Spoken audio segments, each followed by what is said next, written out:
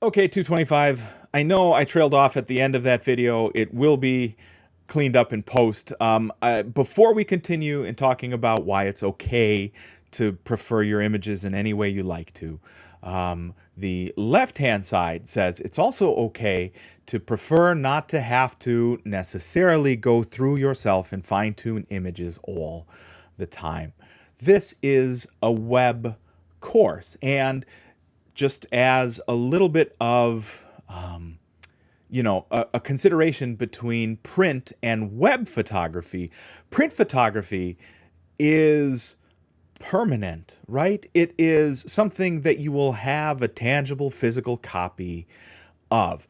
I spend a ton of time doing my color edits when I do things in print, even if that print is going to be, 11 by 14, it's going to be not particularly big, because we have a physical, tangible thing that we can look at. Everybody's eyes are going to be their reference device, right? So I want to communicate my edits very specifically for everybody.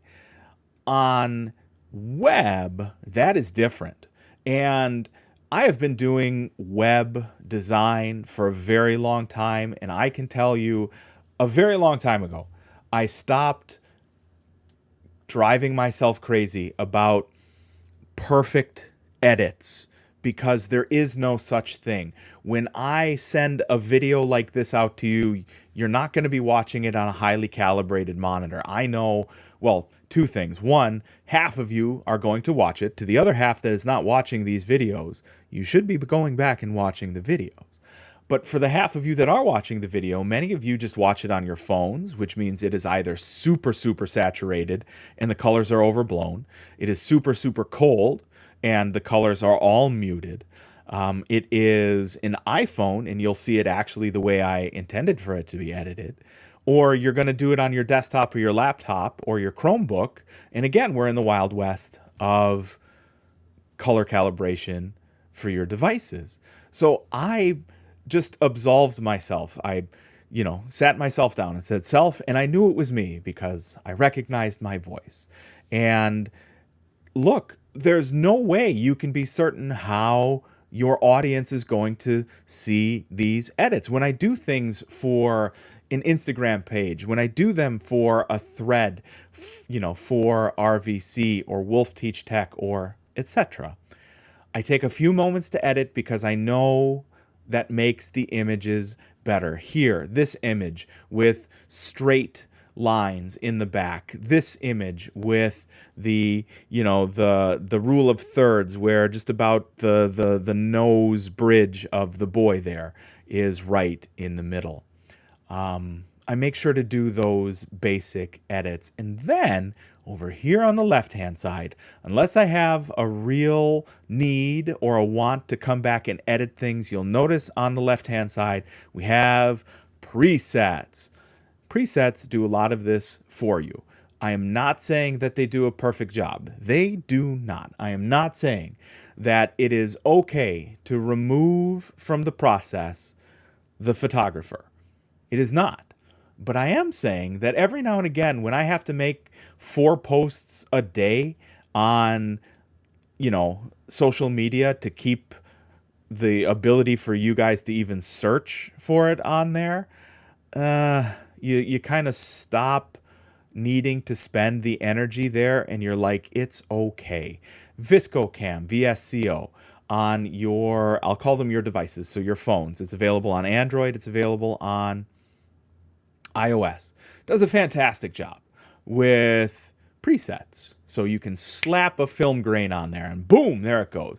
You can change the color temperature to autumn and there it goes. You can use its okay-ish subject isolation algorithms to really fake that depth of field. We can do that very same thing here.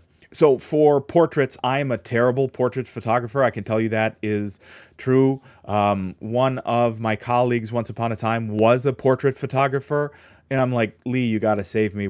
I'm dying doing these. And he's like, yeah, you should not be doing these. It's okay. I understand. We all have our preferences. So I can come through here in the presets and I can change these. So if I wanted to, the very top here is towards the very top is, let's do adaptive portrait. So this was not taken in portrait mode. So there's no background blurring, things like that. I know we did that in the previous edit, but this is something I could do right here. So I could take a glamour portrait edit, add that. There we go. It decided smooth facial skin, and now that I look at it, there we go. It has edited. It did an update in there. That's what the jump was. And I can tell that this was edited by AI because the eyes are completely insane. They, for whatever reason, Adobe loves going back and just adding too much white to the eyes. I can tell that was made there. I'm not going to do that. I'm going to remove that. It's removed everything now. So that's okay. We can just add another filter. We can just click on Enhance Portrait, and I'll give it a moment. And there it goes. We're editing, we're adding those edits, and here we go. I can tell you that this has worked because the background, we see that blur, the depth of field blur between his hand and those two plates. We see the depth of field blur between his hair and the rest of the image back there. Instead of me taking a few minutes to do this while I was talking with you, it took moments to do it here with those presets. So do not be afraid of the presets, but do not expect, I don't think, miracles. Did it increase the background blur for me? Yes, it did. Did it do the rest of the edits that I would have preferred there? No, not necessarily. So could I come in through here?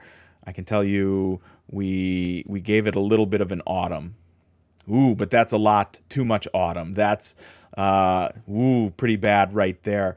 So again, are these presets perfect? No, but if you are producing these for the web in a place where people are going to see it once and scroll past it, could you do small, not very tight, very loose edits using these presets to make the job faster?